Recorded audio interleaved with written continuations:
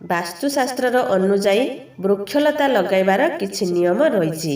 ବୃକ୍ଷକୁ ସଠିକ୍ ଭାବେ ନ ଲଗାଇବା ଦ୍ୱାରା ତାହା ପରିବାରର ସଦସ୍ୟଙ୍କ ଉପରେ କୁପ୍ରଭାବ ପକାଇଥାଏ, ଯାହାଦ୍ୱାରା ଘରର ମୁଖ୍ୟଙ୍କ ସ୍ୱାସ୍ଥ୍ୟଗତ ସମସ୍ୟା, ପରିବାରର ସଦସ୍ୟଙ୍କ ମଧ୍ୟରେ ଶାରୀରିକ ଓ ଆର୍ଥିକ ଓ ମାନସିକ ଅଶାନ୍ତି ସୃଷ୍ଟି ହୋଇଥାଏ। ଏହାଦ୍ୱାରା ଘରେ ନକାରାତ୍ମକ ଶକ୍ତି ବୃଦ୍ଧି ହୋଇଥାଏ। ତେବେ ଆସନ୍ତୁ ଜାଣିବା ବୃକ୍ଷ ସମ୍ବନ୍ଧୀୟ କିଛି ବାସ୍ତୁ ଟିପ୍ସ ସମ୍ବନ୍ଧରେ। ତେବେ ଭିଡ଼ିଓଟିକୁ ଦେଖିବା ପୂର୍ବରୁ ଭିଡ଼ିଓ ଗୋଟେ ଲାଇକ୍ କରନ୍ତୁ। ଆଉ ଯଦି ଆମ ଚ୍ୟାନେଲକୁ ପ୍ରଥମ ଥର ପାଇଁ ଦେଖୁଛନ୍ତି ତାହେଲେ ତଳେ ଥିବା ରେଡ୍ କଲର ସବସ୍କ୍ରାଇବ୍ ବଟନ୍ ଉପରେ କ୍ଲିକ୍ କରି ଆଉ ତା ସାଇଡ଼୍ରେ ଆସୁଥିବା ବେଲ୍ ବଟନ୍ କ୍ଲିକ୍ କରି ଆମ ଚ୍ୟାନେଲକୁ ସବସ୍କ୍ରାଇବ୍ କରିନିଅନ୍ତୁ। ବାସ୍ତୁଶାସ୍ତ୍ର ଅନୁସାରେ ଘରେ ତୁଳସୀ ଗଛ, କଦଳୀ ଗଛ, ଚମ୍ପା ଗଛ, କେତକୀ ଗଛ ଓ ମଲ୍ଲି ଫୁଲର ଗଛ ଲଗାଇବା ବହୁତ ଶୁଭପ୍ରଦ ଅଟେ। କଦଳୀ ଗଛକୁ ନିଜ ବଗିଚାର ଈଶାନ୍ୟ କୋଣରେ ଲଗାଇବା ଉଚିତ ହୋଇଥାଏ। ଏପରି କରିବା ଦ୍ୱାରା ଧନଧାନ୍ୟ ବୃଦ୍ଧି ହୋଇଥାଏ।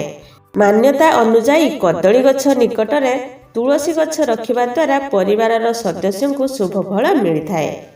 ଏହା ସହ ଭଗବାନ ବିଷ୍ଣୁ ଓ ମା ଲକ୍ଷ୍ମୀଙ୍କ କୃପା ପଡ଼ିଥାଏ। ଅଶୋକ ଓ ନଡ଼ିଆ ବୃକ୍ଷ ଅତ୍ୟନ୍ତ ଶୁଭ ଅଟେ।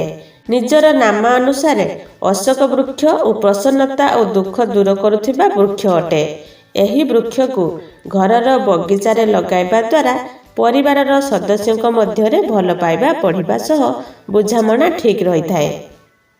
ଶାସ୍ତ୍ର ଅନୁଯାୟୀ ଘରେ ବାଉଁଶ ବୃକ୍ଷ ଲଗାଇବା ଦ୍ୱାରା ଘରେ ସକାରାତ୍ମକ ଶକ୍ତି ସଞ୍ଚାରିତ ହୋଇଥାଏ। ଏହା ସହ ପରିବାରର ସଦସ୍ୟଙ୍କର ଉନ୍ନତି ଓ ସମୃଦ୍ଧି ହୋଇଥାଏ। ପ୍ରାଚୀନ ଓ ଭାରତୀୟ ଗ୍ରନ୍ଥ ଅନୁଯାୟୀ କୌଣସି ବୃକ୍ଷର ପତ୍ର ଡାଳକୁ ଭାଙ୍ଗିବା ଦ୍ୱାରା କ୍ଷୀର ନିର୍ଗତ ହେଉଥିଲେ ତାହାକୁ ଘର ପାଖରେ ଲଗାନ୍ତୁ ନାହିଁ। ମାନେ ଆପଣ ଜାଣିଥିବେ ଯେକୌଣସି ଗଛର କ୍ଷୀର ବାହାରୁଥିବ ତ ସେହି ଗଛକୁ କେବେ ବି ଆପଣଙ୍କ ଘର ସାମ୍ନାରେ ଲଗାଇବେ ନାହିଁ। ଏହାଦ୍ୱାରା ଧନହାନି ହୋଇଥାଏ। କେବେ ବି କୌଣସି କଣ୍ଟା ଜାତୀୟ ବୃକ୍ଷକୁ ଘରର ମୁଖ୍ୟ ଦ୍ୱାର ବା ଘର ପାଖରେ ଲଗାନ୍ତୁ ନାହିଁ। ଏପରି କରିବା ଦ୍ୱାରା ଶତ୍ରୁଙ୍କ ସଂଖ୍ୟା ବଢ଼ିଥାଏ।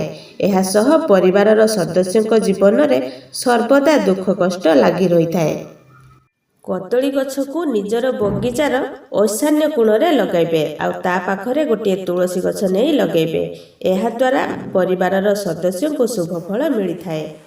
ଏହା ସହ ଭଗବାନ ବିଷ୍ଣୁ ଓ ମା ଲକ୍ଷ୍ମୀଙ୍କ କୃପା ପଡ଼ିଥାଏ। ତା ସହିତ ପରିବାରର ସଦସ୍ୟଙ୍କ ମଧ୍ୟରେ ଭଲ ପାଇବା ବଢ଼ିବା ସହ ବୁଝାମଣା ମଧ୍ୟ ଠିକ୍ ରହିଥାଏ। ତ ଏମିତି ଆହୁରି ନୂଆ ନୂଆ ଭିଡ଼ିଓ ଦେଖିବା ପାଇଁ ଏହି ଭିଡ଼ିଓ ଗୋଟେ ଲାଇକ୍ କରନ୍ତୁ ଆଉ ଆମ ଚ୍ୟାନେଲ ସହିତ ଯୋଡ଼ି ହୋଇ ରହିବା ପାଇଁ ଏବେ ହିଁ ସବସ୍କ୍ରାଇବ୍ କରି ପାଖରେ ଆସୁଥିବା ଘଣ୍ଟି ଚିହ୍ନକୁ ଦବାଇ ଦିଅନ୍ତୁ।